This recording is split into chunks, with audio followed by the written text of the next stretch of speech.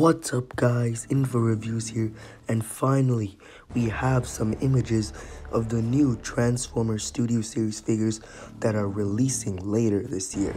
So we got images for Sentinel Prime, Revenge of the Fallen Soundwave, Overlord, and Scrapper.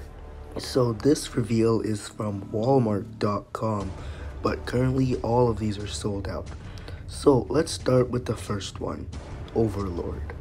The Overlord is one of the Constructicons from Transformers Revenge of the Fallen, and he can be used to form Devastator.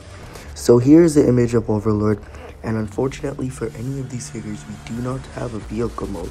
But from this, we can see it looks pretty accurate, and it looks pretty good. So yeah, let's move on to the next one, Scrapper.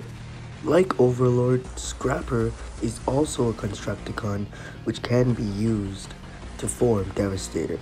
So we see Scrapper as a Constructicon in Transformers Revenge of the Fallen, and we also see him in Transformers Dark of the Moon 2. So this is the design for Scrapper, and you can see it really resembles the CGI render for him, because we never really got like a really accurate look for him in the film. So like this looks pretty good overall.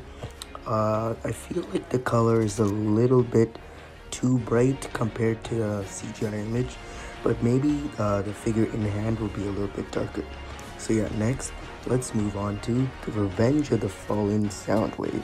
You might recall that we already have a Soundwave in the Studio Series line, but this time Hasbro has changed it up and made sure that we have a Transformers Studio Series Revenge of the Fallen Soundwave in our collection. Let's take a look. So here it is. Here is Transformers Revenge of the Fallen Soundwave. And you can immediately see on his arms, he has the panels from the satellites. So hopefully he does transform into a full-on satellite like he did in the movie. And in his chest, I believe that's like the projection thing he used to send Ravage back to Earth. So that's a really good attention to detail. I'm not sure if that is the thing, but if it is the thing, then that looks really cool. My only gripe about this figure so far is just the paint. It looks really lackluster because it's just basic gray. But hopefully on the real figure, it'll have like more glossy paint, and hopefully the paint finish overall is better. So yeah, let's go to the last figure, Sentinel Prime. Sentinel Prime, one of the most hated Decepticons by pretty much every Transformers fan because he killed the great, awesome Ironhide.